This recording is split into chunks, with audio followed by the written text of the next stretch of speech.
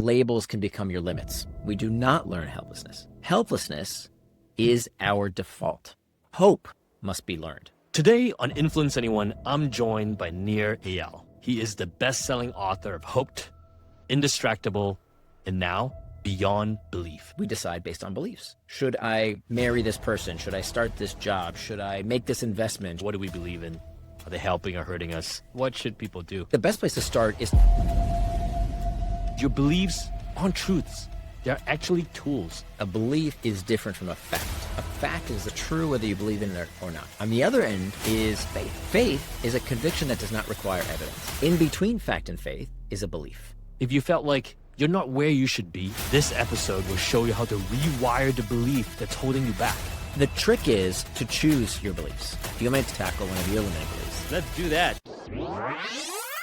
How does that feel? Like a weight off my shoulder. So that is a perfect example of what's called a liberating belief. I'm Howie Chan, influence strategist and founder of the Behavioring Company. Let's get into it.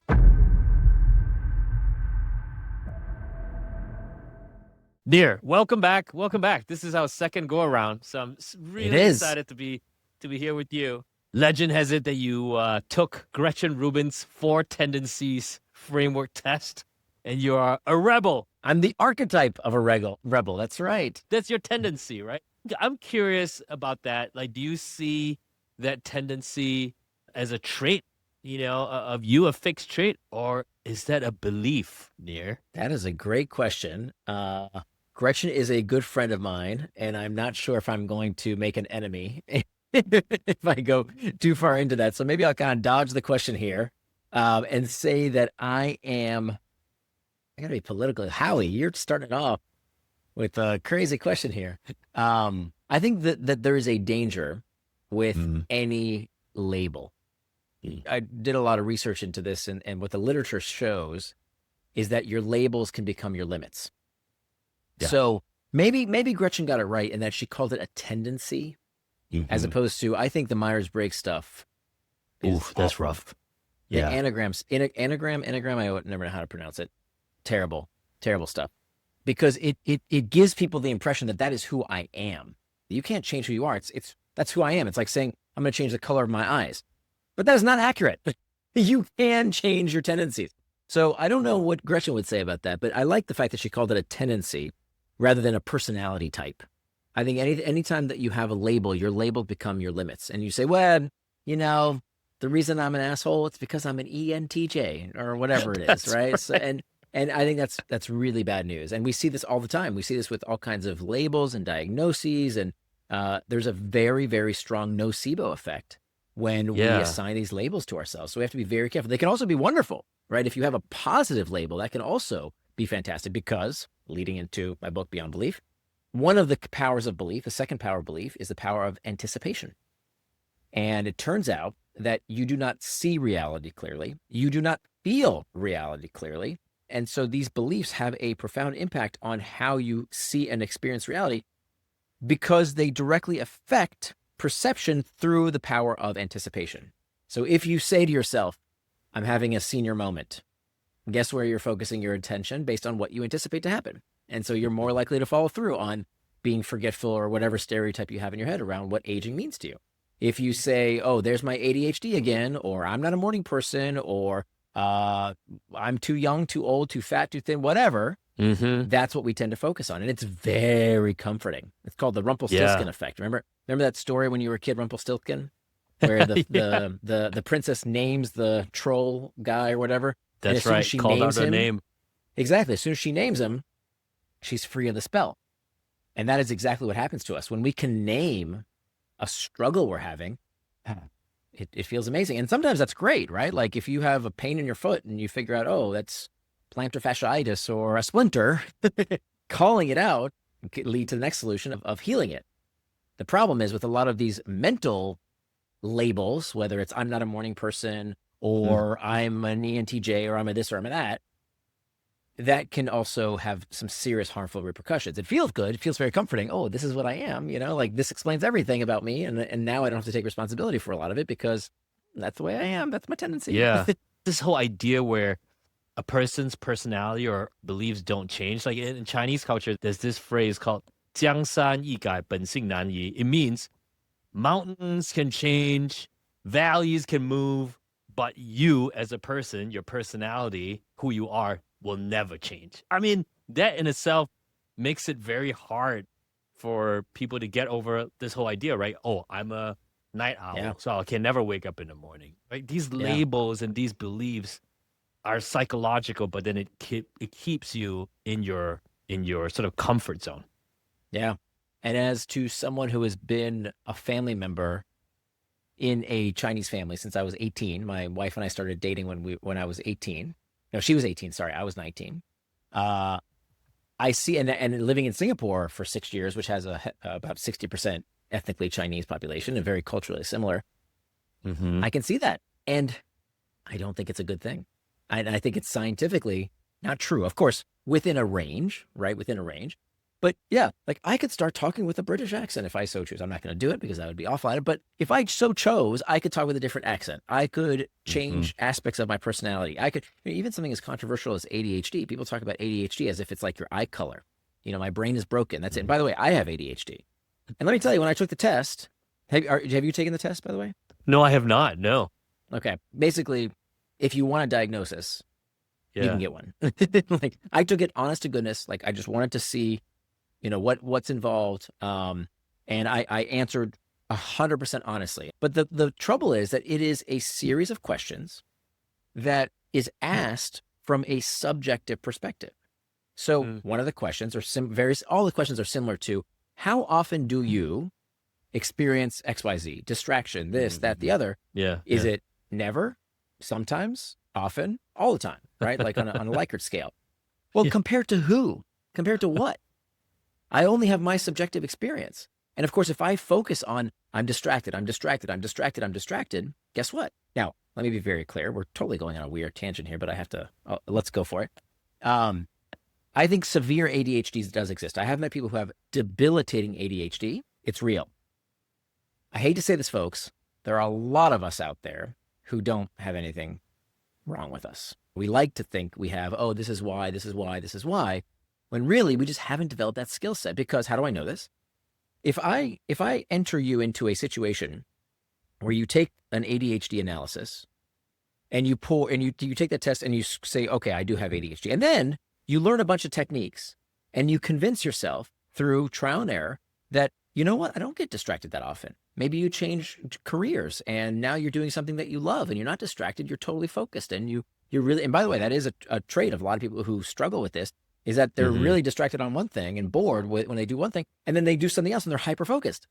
And so if those subjective metrics change, aren't you effectively cured? Now, people will say, no, it's an uncurable condition. It's just like your eye color. I think there's some real doubt. So I think some people are way underdiagnosed, like when it comes to mental health, the people on the street that have bipolar disorder, that have schizophrenia, that have some really severe disabilities, they go underdiagnosed and undertreated. And then we have a whole nother population of people who are way overdiagnosed. For example, did you know that a third of students at Stanford, have some kind of accommodations that is not, it's like ADHD, dyslexia, these type of, a third. Wow. You got into Stanford. Okay. You got into Stanford, the hardest school in the world, one of the hardest schools to get into in the world. Isn't that funny? Like, isn't that a little suspicious? And so a lot of people that doesn't make sense, doesn't it? Yeah. No, because it's a huge advantage. Frankly, you're kind of stupid not to, right? Like you get so much accommodations for it. You get double time and a half. And it's so easy today and there's no check and balance. The problem is we're not asking ourselves, when do these labels always serve us and when are they hurting us? And I think they are starting to, I think for many people to hurt them. It reminds me, was it Carol Dweck that did the study about willpower where, the simple belief that you have willpower actually gives you willpower. It doesn't get depleted. It doesn't. That's right. It countered a phenomenon that was called ego depletion. Ego depletion was this idea that you run out of willpower. Like you run out over time. Right. Yeah. Turns out those studies don't replicate. There was a lot of noise made about it a few years ago. Turns out when other psychologists tried to replicate these studies, they couldn't get them to replicate.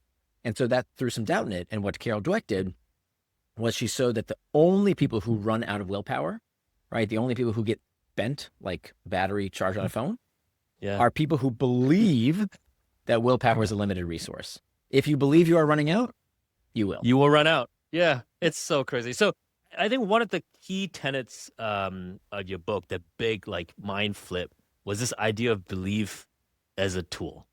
Talk about that. I want that to really sink in for people, because that's not how we think about beliefs. Certainly not as a person who grew up in Singapore or any of my friends. Like, belief is just a thing that you have. You know, it's just what you had that made you do what you do.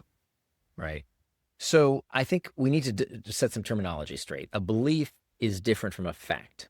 A fact is an objective truth that is true whether you believe in it or not. So, for example, the world is more like a sphere than it is flat. Sorry, flat earthers. I hate to break it to you. The earth doesn't care what you think. It's a sphere. Sorry. That's you can tune out now. You can tune out now. Yeah, exactly. I just lost all your flat earthers. All right, good riddance. I don't care. Yeah. So that's a fact. Okay, objective truth. On the other end is what's called faith. Faith is a conviction that does not require evidence. What happens in the afterlife? God rewards the righteous. These things don't require evidence. That's faith. In between fact and faith is a belief. A belief is a conviction that is open to revision based on new evidence. Now, the interesting thing is that most of our decisions in life, most of the day-to-day things, we decide not based on fact or faith. We decide based on beliefs. Should I marry this person? Should I start this job? Should I make this investment? Should I take this class? Should I move to this city? I mean, most of these questions, we don't have either fact or faith. We make these decisions based on belief, things that are convictions that are open to revision based on new evidence. And so if most of our decisions are based on these beliefs, we damn well better get them right. And what I think most of us do is that we allow what's called a limiting belief to oftentimes guide us, because our default, this is brand new since my second book, to my third book, that the research has now revealed that learned helplessness, you know, this concept of learned helplessness, that over time you can be taught that nothing you do matters. And so this had all kinds of sociological consequences that people say, oh, okay, we understand why groups tend to stay low on the socioeconomic strata because of learned helplessness. They've been taught not to try. Turns out that the study authors, Seligman and Meyer, just a couple of years ago, completely reversed the conclusion of these studies. And what they found was that we do not learn helplessness. We do not learn helplessness. Helplessness is our default. Our default state is helplessness. Hope must be learned. So we don't learn helplessness, we learn hope.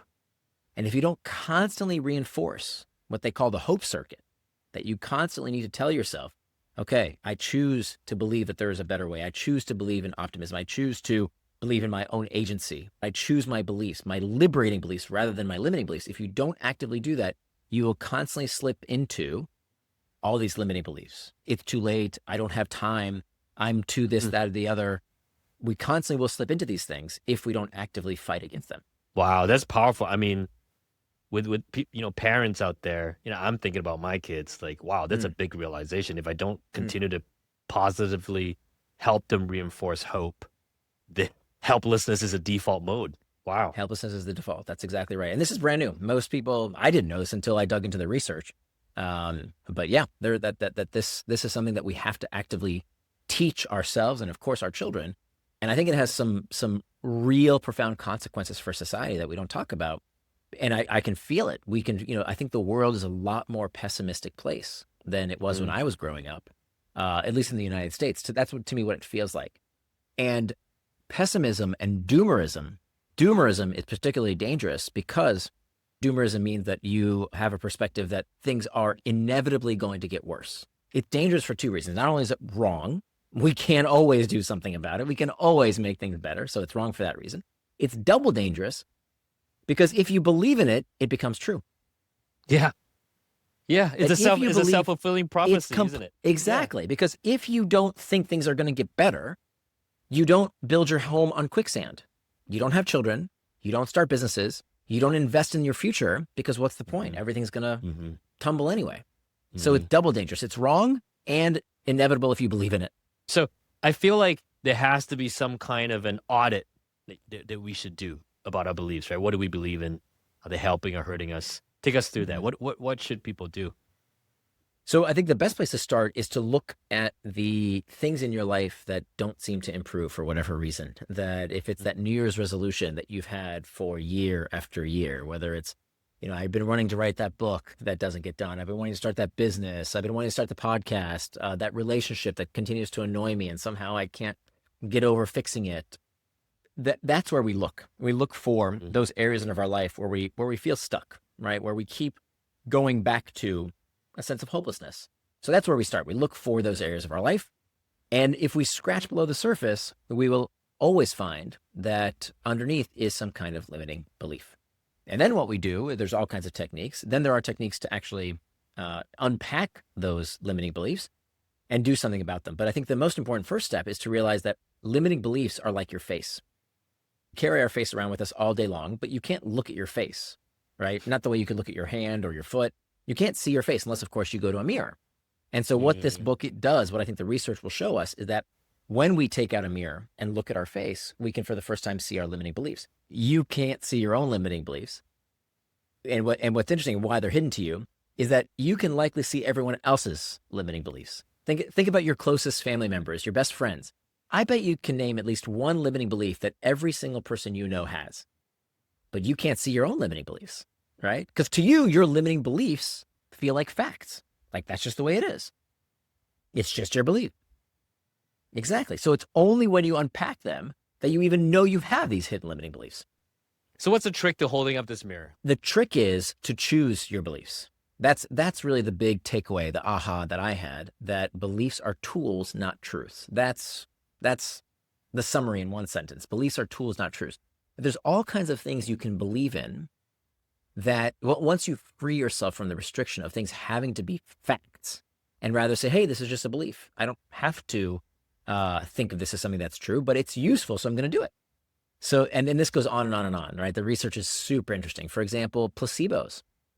Placebos are freaking fascinating. There's so much interesting research that we've just uncovered very recently about how effective placebos are. Did you know that placebos have been shown to help people improve muscle mass? There's a beautiful study where they gave these young men placebos, and they told them it was steroids, and they wanted to see what would happen when they went to the gym. And this isn't, there's a lot of like cockamamie studies out there. I've looked through so much research that's terribly done. This one happens to be very, very well done and has been replicated, that over and over again, people who are given placebos and are told it's steroids gain more muscle mass. What the hell? Like compared to a control group that just goes and works out at the gym per normal, those who go to the gym with a placebo pill that are told are steroids gain more muscle mass. Isn't that fantastic? Why is that? Is it because there's some kind of magic to placebos, that placebos make muscle? No, placebos don't do that. Placebos actually don't cure anything. They don't cure sickness. There's a difference between sickness and illness. So placebos are really good with illness. They don't work on sickness. Sickness is physical damage in the body. They don't do that. They don't cure cancer. They don't heal broken bones.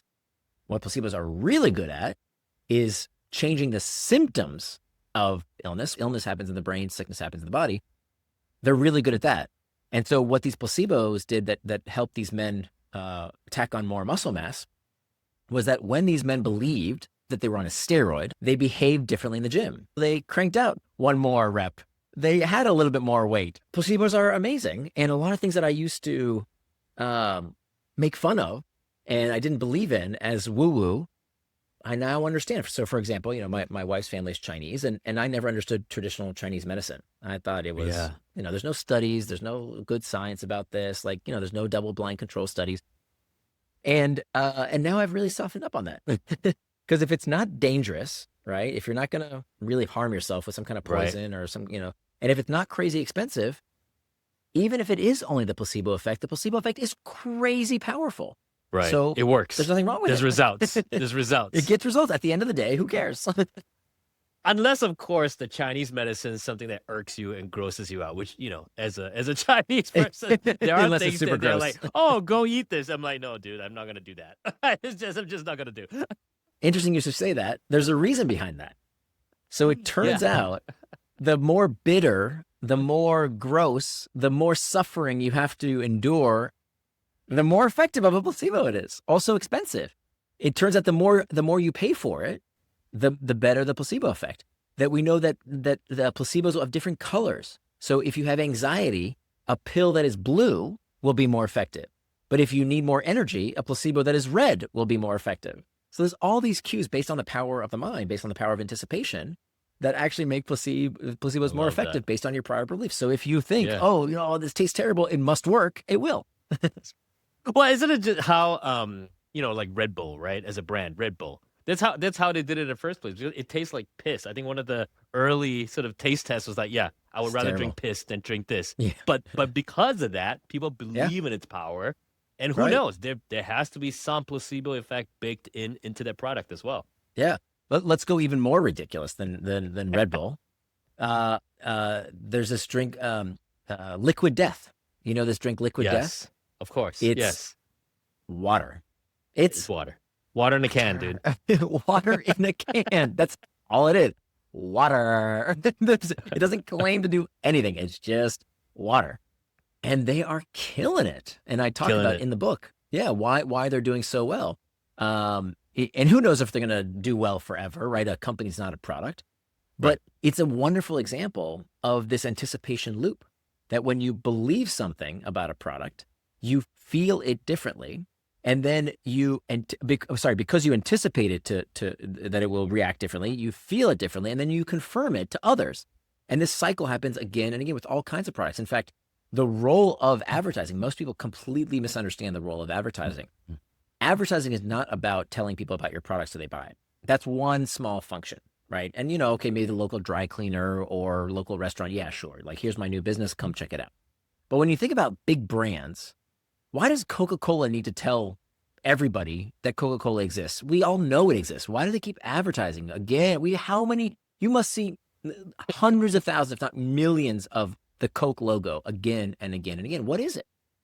Well, we know that through this mere exposure effect, what is happening is that they are shaping the anticipation of the experience when you consume.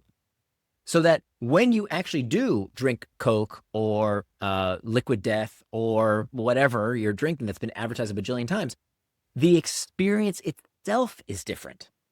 Right. Does that make sense? Like, it's not just, hey, this exists. That's not the real function. It's that you are shaping the actual experience of the product. So the marketing, the advertising is doing the job, is the product because you expect it to be better.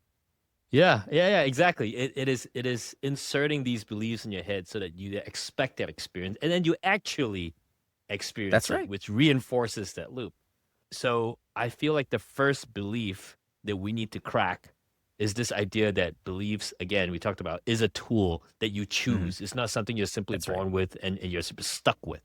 So if we go there, then we look at these sort of beliefs that we feel like, oh man, it's holding us back. Is it just a simple, I'm just going to drop that belief and build a new one? If that works for you, awesome. Typically, the areas that you are stuck will not change so easily. And so there's a bit of a process to it, a few steps. The best way, we could do it two ways. Do you want me to tell you a story about how I changed my beliefs, or do you want to try and tackle one of your limiting beliefs? Ooh, let's do that. Tackle one of mine. All right, let's pause right here. What's about to happen is wild. Nir is going to dismantle one of my limiting beliefs live. And if there is something you have been putting off, this next segment might hit a little too close to home. But before we jump back in, I want to give you a heads up. I've just bought a limited number of Nir's book, Beyond Belief, and I want to give it away to you. And I'll ship it anywhere in the world. All you have to do is join the Influence Anyone newsletter. If you're serious about mastering influence, that's where I share deeper frameworks, mental models, playbooks that I don't talk about on a podcast. It's a distilled version of what you can use immediately, and it's applicable. Go to howiechan.com/belief book. That's howiechan.com/belief book for a chance to win a book beyond belief. Now, let's get back to the episode where Nir attempts to crack one of my limiting beliefs. Let's start. So can you think of an area of your life where you feel like you've been kind of stuck? You've tried and tried. Maybe it's a relationship. Maybe it's a dream. Maybe it's a resolution you've made. An area that's like, ugh, I keep tripping over myself here. Why doesn't this happen? Pushing it. Yeah. Yeah, I think this is very, very, very apt. This is we're talking about books. Being an author, writing a book. Okay. That's been Cool. stuck. I'm stuck. Yes. You're stuck. Okay. So what's the belief that so the top here is, okay, I'm stuck. That's the result. That's what you're seeing. What's go layer deeper. What's a belief you have that you think is keeping you stuck, whether it's right or wrong? We're not trying to judge it yet. The main one is the belief that it's not about writing the book, but it's about credibility to write one, or this idea of who am I to write something? I haven't done the work yet, or I'm not there yet to write something. Yeah. Okay. So let's boil that down. So I am not credible enough to write a book. Wait, actually, I'm not credible enough to write a book, so I shouldn't start. Right. Is that what's keeping you from actually starting? Right. I feel like, oh, in order to start, I gotta do, I don't know, all these things, right? I gotta, whatever it may be, Nir. It's like pushing the can down, kicking the can down, right? I gotta reach 100 podcast episodes, or I gotta have 500,000 newsletter subscribers. I gotta have all these things somehow in my head that allows me to write something. Yeah. In order to write my book, I have to do more. Yeah. Right. Does that resonate? Yeah. I don't want to put words in your mouth, so feel free to change that. Yes. I have to, or even I have to do more. Yeah, you have to have done more this, more I have that, to then attain you will more. be ready. Right. Yeah. Yeah. Actually, that's really the underlying belief, isn't it? I'm not ready. I'm not ready. Yeah. I'm not ready. Yeah. It's I'm not ready. People are not gonna care. I don't know. I'm not there yet in order to write something. Right. Yeah. Okay. Yeah. Okay. I'm not ready. I'm not there yet. So do me a favor, write that down. Do you have a piece of paper or something somewhere you can write that? I do. Okay, beautiful. So the limiting belief here that we're going to play around with is I'm not ready. Yeah. Okay. Now we're going to use a few steps that were developed by an author by the name of Byron Katie, who I greatly admired, and I kind of altered her procedure a little bit. But basically, this is based on her work, so she needs to get credit, and also her predecessors deserve credit too. This technique has also been done by Aristotle 2,500 years ago. Okay, so this is a very old technique. So what we're going to do first is we're going to ask you these 4 questions. The first question is, for that belief, okay, I'm not ready. Is it true? Yeah. I feel it's true. Okay, I feel fantastic. it's true. Yeah, I feel it's true. Okay, great. That's question number 1. Is it true? Question number 2, is it absolutely true? Sounds like the same question, slightly different. The definition of absolute means it always, invariably, without doubt, every single time, not even 1%, could be anything but true. Yeah, not true. Not true. Okay. Not true. So I'm not ready. How could it be not true? It depends on the book. Okay. It depends on the book. Yeah. Interesting. Why do you say that? So it depends on what the book is about. So if it's about something that I feel I'm ready to write, I have the experience to write, then yeah, that's not true. Then I'm ready. If it's for a specific type of book. Interesting. Okay, beautiful. Yeah. Third question. Who am I when I hold on to this belief? So when you hold this belief, I'm not ready, what does that feel like? Like, just thinking about, sit with that for a minute. What does it feel like? What emotions come up for you? What are you experiencing? Frustrating. Mm-hmm. Yeah. It's a negative feeling. Mm-hmm. It's frustrating. Anything else? Almost sad. Almost sad, like letting myself down, Okay. All right. So disappointed in yourself, sad, disappointed, frustrated. Yeah. Okay, great. That's question number 3. Question number 4, the last question. Who would I be without this belief? So to clarify, let's say you had a magic wand. Okay, here I am, the belief genie, and I deprogram your brain to believe that you're not ready. All of a sudden, you'd have no conception of what that belief, I'm not ready, even would sound like. You have no idea what that means. Who would you be? How would you feel? How does your body change when you think you're free of that belief that I'm not ready? You never believe it again. I'll be a person on a mission. Okay. I'll be the man in the arena, right? Doing the thing. Yeah. Okay. I think I there's see you a sense of smiling a lot energy. right now. Yeah. Yeah. Yeah. How does it feel? It feels great. Yeah. There's energy to it. There's movement. Okay. Feel energized. You feel happier. What else? Do you feel anything else about who you would become? Yeah. Someone that takes, I don't know, someone that almost, this is interesting, like someone who practices what he preach, right? So I talk about taking action. I talk about, it's about doing the thing, Mm-hmm. do the Yeah. deed, right? To get out of your head, Yeah. become the Integrity. person that you want to be. Integrity, Yeah. right? More Integrity. aligned with who I see myself as, right? I love it. I love it. Awesome. Okay. And your body language definitely changed there, right? Like you before with question number 3, you were kind of like, meh. Question number 4, with who could you become without the That's belief, right. you kind That's of right. lit up. Yeah. Yeah. Your face lit up, Yeah. your body lit up. Awesome. Okay. Terrific. So here's what we've established in just a few seconds, that you have this belief. The belief may or may not be true. Question 1, you said definitely true. Question 2, you said, actually, maybe it's not true. Okay. So there's doubt here. Question 3, you established that belief makes you feel crummy, right? Diminished, uncertain, unfulfilled, etc. Question number 4, not having the belief would be awesome, right? Would be great. Would be great, right? So that's what we've established in just a few seconds. Okay, now comes the fun part. Now we're going to do what's called a turnaround, okay? So I want you to take that belief, I'm not ready, and I want you to do a turnaround. A turnaround is when we ask ourselves to consider the diametric opposite of that belief. So what would be one example of the opposite of I'm not ready? Yeah, I mean, it would be like, I'm ready now. I'm ready to take action now.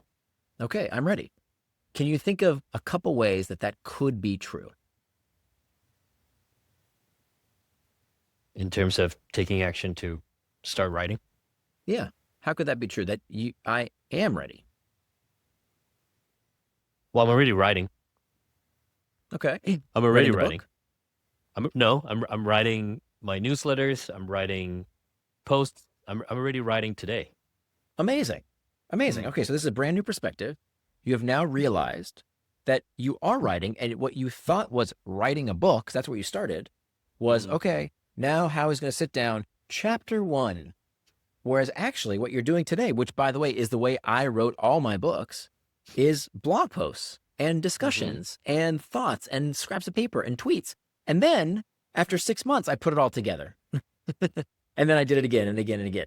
So maybe you are writing your book already, right? So this is different from where I thought it would go. Originally we said, okay, I am ready, but really what you said is, I am writing my book.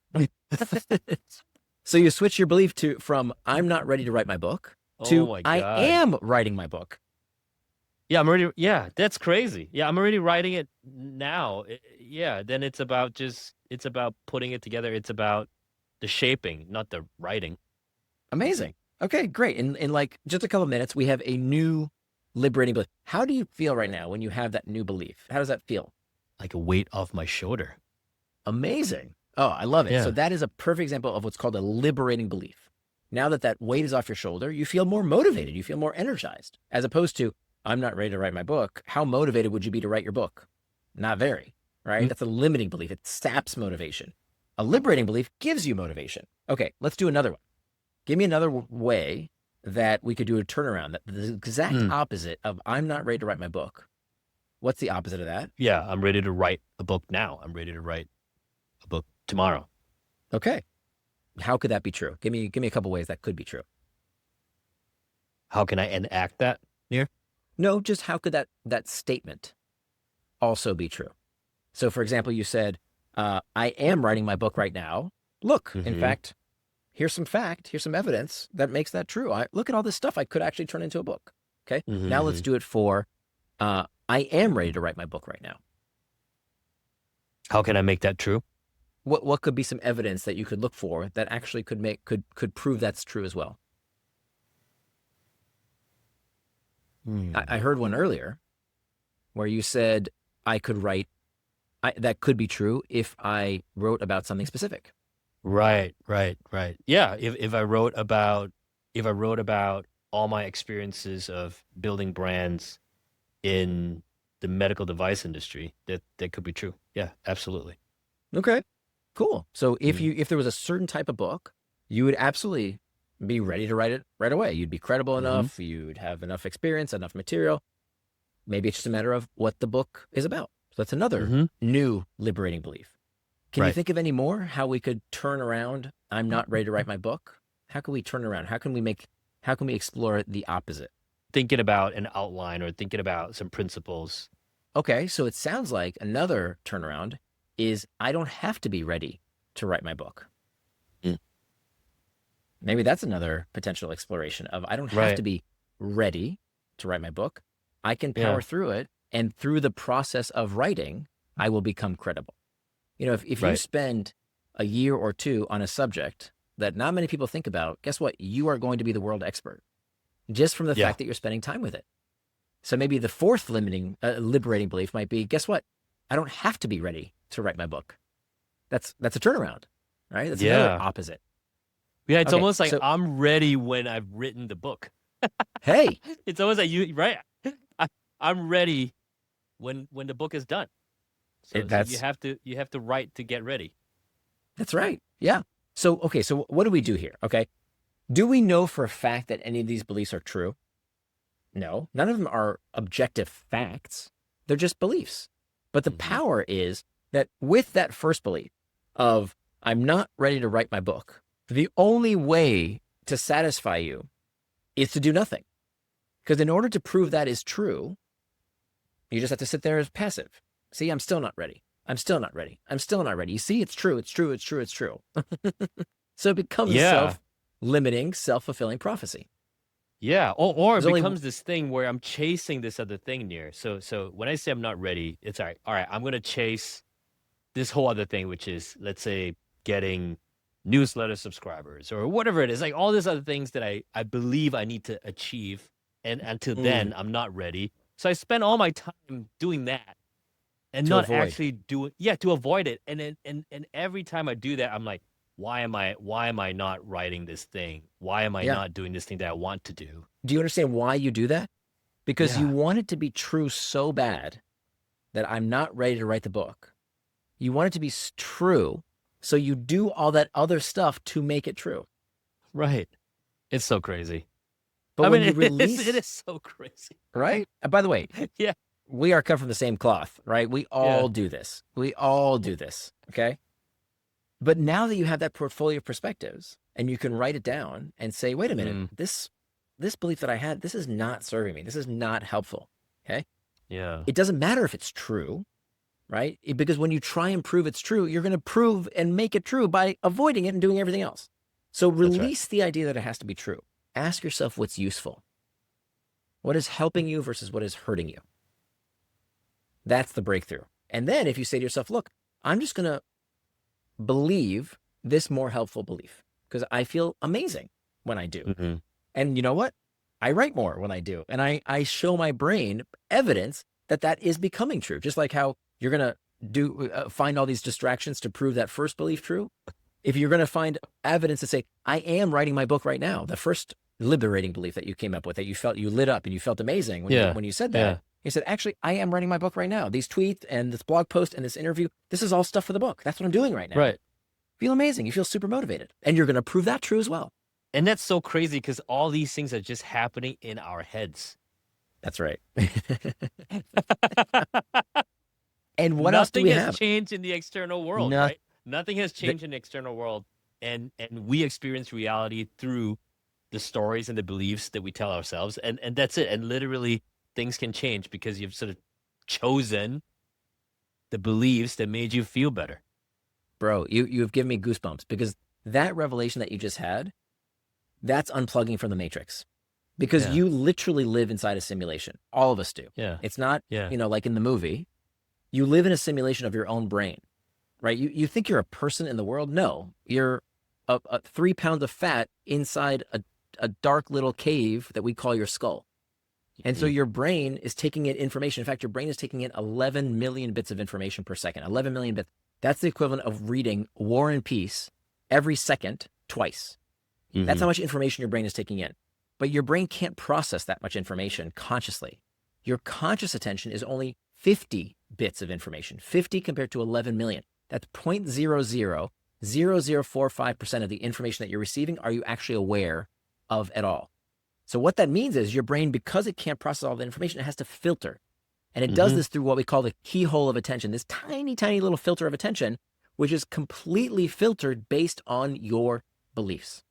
So you will see reality differently. You will feel reality differently. You will act in reality differently based on what you believe. That is how the brain works. That's why you can have one event where everybody views the same thing, but come up with very different conclusions about what we viewed precisely of that, because the lens is different, where we all have our own lenses. Yeah, like, you go to a football game and one side says, oh, the ref is an idiot. The ref is blind, right? Kill the ref. What a stupid ref. The other side says, oh, good call. That was a very, very good call. Think about geopolitics, right? Same exact event we see on the news. One side says, oh, that was completely justified. That's fine. That's what I agree with. The other side says, oh, no, it's a travesty. It's terrible. Same event. Because we don't see things clearly. People, we think we see others clearly. We do not. Nope. You don't see people. And in fact, the people you know best are the ones you see least accurately. That, in fact, the people you see in your life, the people you love most, you don't see them. You see your beliefs about them. And the more you know about them, the more you have a distortion about what you actually see. He always does that. That's so like her. That's what kind of person that they are, right? And we see this all the time. How often do you notice that people will treat a stranger way kinder than they do their own family members, right? They talk mean and short and impatient with their family, the people they love most, their family. Why? Because they have all this baggage. They have all these, what we call priors, these prior beliefs about what that person's like. But a stranger, oh, they're so nice and kind and polite. Nir, I want to ask you about how can we be mindful of what media is putting into our brains, the beliefs that media are putting in us? Because there's obviously our own internal world, but also we live in a world where we are being fed constantly that 11 million bits, all that information. And all these companies is trying to alter our beliefs. Like, what do we do with that? I would offer a few pieces of advice. Number one, we have to awaken the moderate middle. The majority of people out there, I want to believe, I don't know this as a fact, but I want to believe, the majority of us are rational, normal, moderate people. The problem is that on social media, it is dominated by the extremes. That's, the people who scream on Twitter and social media and TikTok. These are the fanatics. They're at the extremes. They're people who typically have psychological issues, and they're looking for validation by becoming addicted to this online environment. It is not the real world, but for them, it becomes everything. And we look at it and we think it's their world, but the rest of us look at it occasionally, right? Like the 99% of people who never post anything, who just consume content. Right. We look at this and we think this is the real world. It's not. It's a world that is manufactured many times by wackos, people who really should not be having a megaphone, to be honest. I'm not going to take away from them. Of course, I'm a free speech advocate, but we as consumers of that information, you cannot believe that what you see on X or TikTok or wherever is a representative sample of reality, because it's really only the extremes who even post in the first place. It's literally 1%. This is point number one. We have to demand nuance. Those of us in the middle, the moderate middle, we have to be extremist for nuance. Meaning, what does that mean? When you consume information, do not consume information from sources who give you one side of the story. We have to demand both sides. If somebody says, I'm going to only listen to my side, they are part of the problem. So in your news sources, demand that there are both sides. Okay, so that's one thing. Second thing is to look for things that are in your control. Okay, look for things that you can actually do something about, because if you're not, it's just rage bait. It feels really good to say, oh, those people are evil and I'm good. And that's what we do all day long. It doesn't matter what issue. We love the feeling that we're righteous and everybody else is against us. Love that feeling. It's tribalism. Okay. So look for the things you can actually do something about, not some war thousands of miles away that's got nothing to do with you, not some social issue that you don't even bother to do anything about. What about the neighbor next door? the old person who needs someone to check up on them every once in a while. Let's make sure they're okay. What about volunteering at your school? What about your local community? Find things that you can actually do something about. Okay. In the United States, national politics, go vote. It's good. But other than that, like, people get so wound up on things that have nothing to do with them. But yes, there's evil in the world. Yes, it's terrible, but you got a life to live. Okay. You got to figure out your zone of influence, and you can have a much bigger impact helping your neighbor than, going across the country and protesting on something that's not going to change anybody's mind, right? The politicians don't care what your sign says, frankly. Okay. Find the things that you can actually do something about. And then third, if you really, really, really care deeply about an issue, and I do believe in civic engagement, I think that's great. If you really care about an issue, you're not allowed to publicly talk about it and advocate for it unless, and this is, of course, I'm not talking legally. I'm just giving you an answer to your question of what my guidelines are. If you can't argue both sides convincingly, meaning if you can't convince someone on your side of your opponent point of view, no matter what the issue is, shut the hell up. You are not qualified unless you can argue your opponent's position. The world does not need your opinion. Now, if you can do that convincingly, if you can say, yeah, you know what, I can definitely convince someone on my side of my opponent's perspective, and I still believe what I believe, all right, good for you. Now you've done your homework. It's pretty much nobody who can do that, but I think that's a pretty good test. So demand nuance in your news sources. Act in your zone of influence where you can actually do something, and don't argue about an issue unless you can argue both sides. I like that. I mean, it's about bringing the ends of the spectrum to the middle so you understand both sides, right? You have the news sources that what's actually going on before you establish some sort of a strong belief into anything. So be very careful about that. Right. And most issues, they tend to boil down to a very simple question, which becomes something that, again, it's a belief, right? Or oftentimes faith. But you only get to that nugget of, wait, what are we really, really, really, really arguing here? You only get to that nugget when you can argue your opponent's side. Yeah. Are there beliefs out there, Nir, that maybe it's good for you, but it's not true? Are there instances where you can believe something and it helps you become more, do more, grow, but it's not true? Yeah, absolutely. Where do we begin? There's many, many, many, many. Yeah, for sure. But how do we do with that? How do we contend with that? Is that okay? Does it destroy our psyche in some way? Like, yeah. How do we contend with that? I'll give you an example. So when I was a kid, I used to pray. My family was going through a really, really hard time. We came to America when I was 3 years old, and a year or two after we arrived, my parents got scammed out of all their money by these Americans who took advantage of my parents not speaking much English, and they lost almost everything, and they had to rebuild from scratch.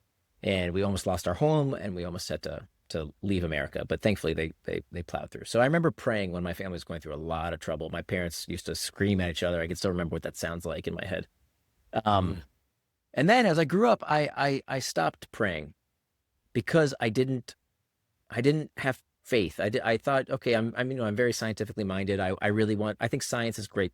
Science is not, it kills me when people say science says. There's no such thing as science says. Science is a process. It's a procedure, right? And science studies are often can't replicate, or they're wrong, or they're done incorrectly. It's a continuation. Process. Exactly. It's a process. There's no like conclusive evidence. This is it. It's done. Can't be revoked unless it's a law of physics or something. Anyway, but so I kind of gave up prayer for a very long time, and then when I was doing the research for Beyond Belief, I came across this incredible research, the literature around prayer. That prayer has unbelievably protective psychological effects. That people who pray live longer, they're happier, they have much lower rates of depression, they contribute more to their community. All kinds of good things happen when you pray. Now, I looked at this literature and I thought, well, that's very nice, but that's not for me, because I don't really have any supernatural inclinations. I don't have any faith in it just wasn't it doesn't speak to me. I've never had faith in the supernatural. So I kind of blew it off and said, well, it's nice for them, but not for me. And by the way, I'm not alone. Today in the United States, the largest religious group in America today, the largest religious group are the nuns, not NUN, not the Catholic nuns, the NONEs, the people who don't affiliate with anything. A lot of people say they're religious, but not, or sorry, they're spiritual, but not religious. You hear that a lot. Those people actually, there are studies that show that those people have the worst outcomes. They have the highest rates of depression and anxiety disorder. The spiritual, but not spiritual, religious. but not religious. Right. They have the worst psychological outcomes. So part of that group, I used to be, a nun. I didn't affiliate with any kind of supernatural or faith.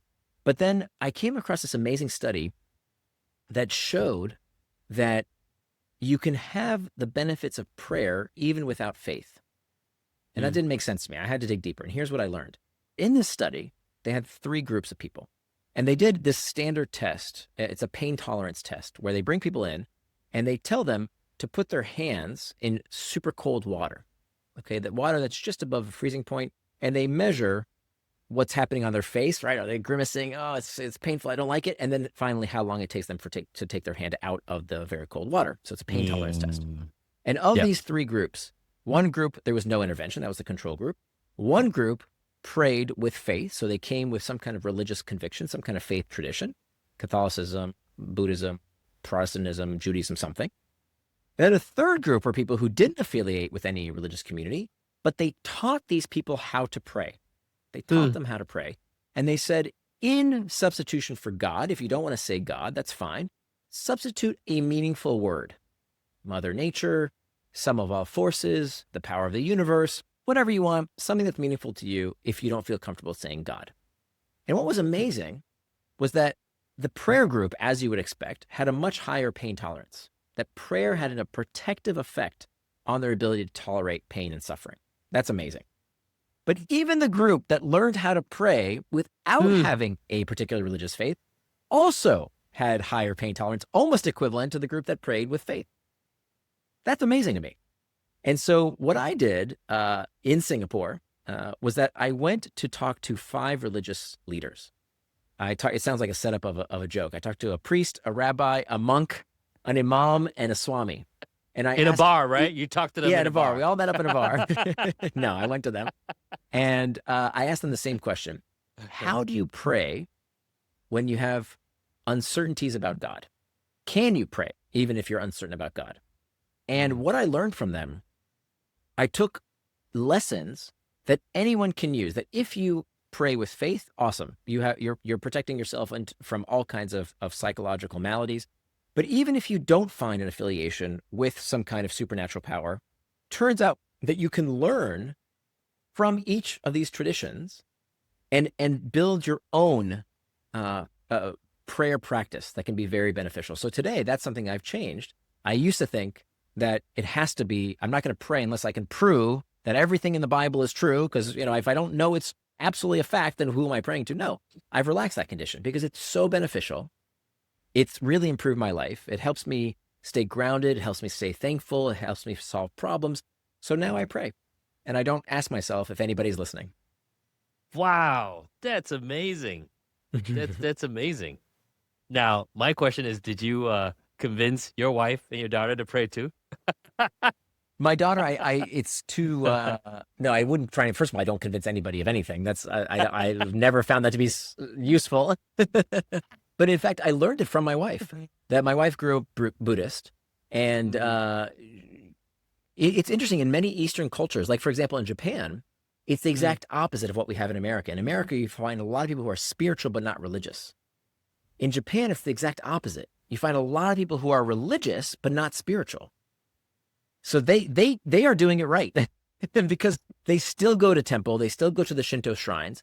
And it's part of being Japanese that you definitely have to do the rituals, and they do them.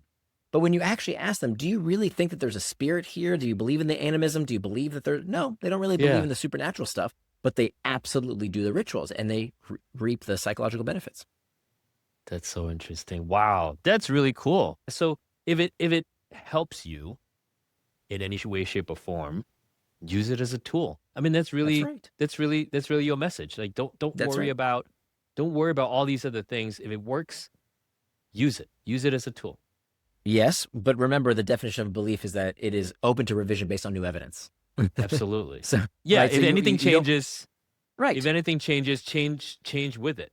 And you should reassess. Now I'll tell you the biggest criticism. There is a criticism here that I hear sometimes, which is, aren't you telling people to deluge themselves? Aren't you telling people to Mhm. gaslight? Like, Be aren't you telling us delusion. to just Yeah. Be lie? Right. delusional. Yeah. Yeah. I just have to be delusional here? Well, I would argue you are already delusional. That's you already You have are those filters. already, You already have yes, those lenses. Yeah. It's already there. exactly. Choose the It's right already ones. there. Choose It's the right already ones. there. It reminds me. It reminds me of. Did you watch The Last Dance about Michael Jordan about his basketball career? So Oh, it's a I heard of it. fantastic, I yeah, didn't catch it. fantastic documentary. And there's one thing that he did. He chose to believe when he was fighting for the championship for the Chicago Bulls. He chose to believe his opponents were actively, basically bad mouthing him, trash talking him, thinking that he couldn't do what he could do. So he chose a belief where it amped up his competitiveness, Yeah. and that allowed him to just play through pain, play through sickness, and lo and behold, right? I mean, he's 6 times Yeah. NBA champion. I'll give you another one. Serena Williams at Wimbledon. She was having a really rough time. Her coach goes up to her and tells her, I was looking at the stats, and when you rush the net, you score a point 80% of the time. Now, that wasn't true. He just made it up. He literally made it up and told her this. And she says, I thought I sucked at the net.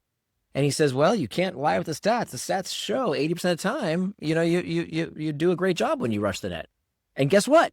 She started doing that, changed her game, and of course won Wimbledon. That's crazy. Okay, then that goes into like ethics and integrity. So how far do we push this, Nir? Yeah.